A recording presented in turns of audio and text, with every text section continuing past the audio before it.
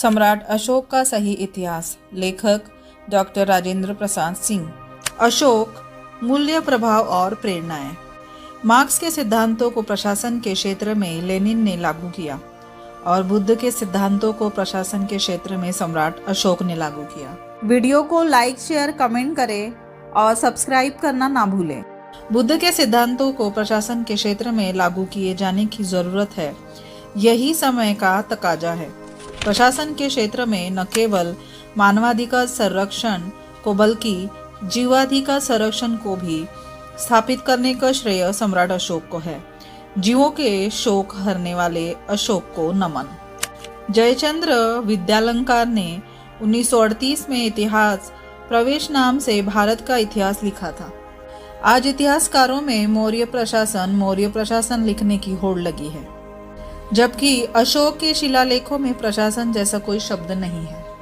अशोक के शिलालेखों में अनुशासन शब्द है। प्रशासन का इस्तेमाल गुप्त राजाओं के शिलालेखों में है। जयचंद्र विद्यालंकार ने मौर्य प्रशासन लिखने पर आपत्ति की है और अपने इतिहास ग्रंथ में मौर्य प्रशासन की जगह मौर्य अनुशासन का इस्तेमाल किया है। प्रशासन में प्रकृष्टता का भाव है, जबकि अशोक के अनुशासन में धम्म की करुणा और प्रेम की मिठास है। प्रशासन में प्रकृष्टता के भाव के कारण आधुनिक काल में पुलिस, फौज, कर्फ्यू, मार्शल लॉ, लाठीचार्ज, अश्रु गैस, एनकाउंटर जैसे जन दमनकारी औजार विकसित हुए। जबकि सम्राट अशोक ने जिन औजारों से अपनी जनता से नजदीकियां बनाई वह जन दमनकारी नहीं बल्कि धम्म अनुशासन था, प्रशासन कतई नहीं। अशोक के राजपथ का आदर्श था कि हर समय और हर स्थान पर जनता की आवाज सुनने के लिए मुझे बुलाया जा सकता है, मैं सो रहा हो तब भी। शायद इसीलिए H.G. वेल्स ने लिखा कि इतिहास के पृष्ठ को रंगने वाले हजारों राजाओं के नामों के बीच अशोक का नाम सर्वोपरि नक्षत्र के समान दैदीप्यमान है। सम्राट अशोक भारत के ऐसे प्रथम पॉलिटिकल फिलोसोफर थे जिन्होंने राजपद और शासन के आदर्श सबसे पहले लिखित रूप में जारी किए। अशोक के राजपद का आदर्श था कि हर समय और हर जगह पर जनता की आवाज सुनने के लिए मैं तैयार हूँ, चाहे रसोई घर में हो, चाहे अंतःपुर में, मैं सो रहा हूँ या उद्यान में हूँ, जनता की कोई भी बात मुझ तक पहुँचाई जा सकती है। छठे शिलालेख में अशोक ने इतना ही नहीं बल्कि यह भी लिखवाया है कि मैं सर्वत्र जनता का काम करूंगा और सभी का हित मेरा कर्तव्य है। सम्राट अशोक का आदर्श वाक्य था कि वे सवे मुनि से पजाममा अर्थात सभी मनुष्य मेरी संतान हैं। कर्मचारी जनता के सुख और कल्याण का हमेशा ख्याल रखे, जैसे कुशल धाय बच्चे की प्रसन्नता का ख्याल रखती है। आश्चर्य इस बात की है कि अशोक ने अपने कई लघु शिलालेखों में अवसर की समानता की बात कही है। अचरज होता है कि आज से कोई 2000 साल पहले का कोई पॉलिटिकल फिलोसोफर, वो भी जो एक राजा हो, इस तरह की बात सोचता हो। देश के यशस्वी सम्राट अशोक ने पॉलिटिकल फिलॉसफी के क्षेत्र में अभूतपूर्व मानदंड स्थापित किए, जिन्हें छूने के लिए अनेक राजा लालचते रहे और छू नहीं पाए। गौतम बुद्ध का जमाना था, तब स्वतंत्र पशु चिकित्सालय नहीं था। तत्समय के मशहूर चिकित्सक जीवक थे। राजगीर में उनका चिकित्सालय था। अब अरहुत स्तूप पर उकेरे गए जीवक के अस्पताल का दृश्य देखिए। चित्र 1। चिकित्सालय में औषधियां सिकहर छींका पर टंगी हुई है। जीवक पेट के इलाज कर रहे हैं। संबंधित औषधियां सिलबट्टे से पीसी जा रही है। चिकित्सालय में बीमार पशु भी है। करहाते बीमार पशुओं का अंकन बड़ा मार्मिक है।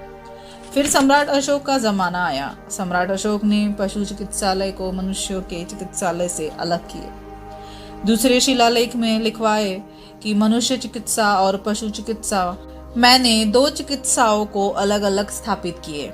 लाल घेरे में प्राकृत भाषा और धम्म लिपि में लिखा है, मनुष्य चिकित्सा च पशु चिकित्सा। चित्र 2। भारत के इतिहास में स्वतंत्र पशु चिकित्सालय खोलने का श्रेय सम्राट अशोक को है। वो एक जमाना था जब आज का श्रीलंका बुद्ध के संदेशों को अशोक की लिपि और भाषा में आत्मसात करता था। धम्मलिपि की ये शिलालेख भारत के नहीं बल्कि श्रीलंका की दम्बुला और सिगिरिय गुफाओं के हैं। धम्मलिपि जो भारत और श्रीलंका को जोड़े हुए थी, धम्मलिपि जो बुद्ध के संदेशों की वाहक थी।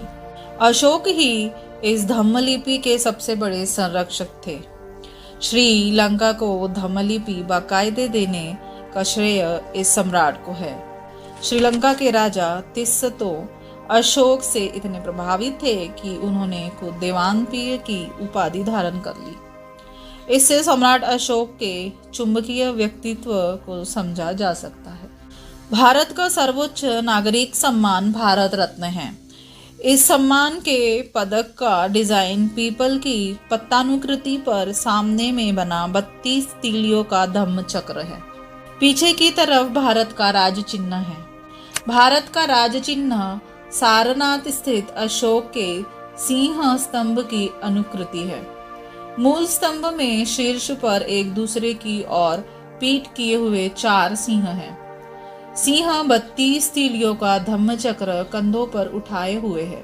32 तीलियों का एक धम्मचक्र पत्थर का बना हुआ कनगनहल्ली सन्नती कर्नाटक से, दूसरा टेराकोटा का लुम्बिनी नेपाल से और तीसरा चट्टान पर बना हुआ कोठापल्ली आंध्र प्रदेश से मिला है। भारत रत्न का न केवल रत्न त्रिरत्न बल्कि पीपल, धम्मचक्र और सिंह चतुर्मुख भी बौद्ध सभ्यता से प्रेरित है।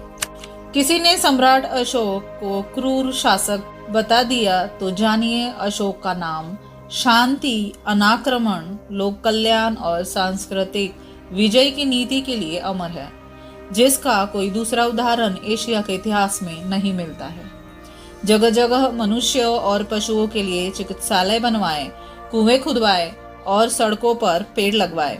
सब पंथों के लोग प्रेम और सहिष्णुता से रहे, ऐसी शिक्षा देने की व्यवस्था कराई। ऐसा जान पड़ता है कि समूचे मध्य और पश्चिमी एशिया, मिस्र, बेनगाजी तक, उत्तरी अफ्रीका और यूनान तक अशोक के धम्म कार्य फैले हुए थे। मिस्र इसका अपवाद है, जहाँ का शासक अखनातन ने ईसा पूर्व 14वीं सदी में अशोक जैसी शांतिवादी नीति अपनाई थी। बौद्ध सभ्यता के प्रचार प्रसार का जो काम उत्तर के मौर्यों ने किया, वही काम दक्षिण में सातवाहनों ने किया। अशोक के सभी अभिलेख प्राकृत में हैं, तो सातवाहनों के भी सभी अभिलेख प्राकृत में हैं। उत्तर में मौर्य काल तक संस्कृत के अभिलेख नहीं मिलते हैं, तो दक्षिण में भी सातवाहन काल तक संस्कृत के अभिलेख नहीं मिलते हैं। मौर्यों ने अनेक स्तूप, चैत्य और विहार बनवाए, तो सातवाहनों ने भी अनेक स्तूप, चैत्य और विहार बनवाए।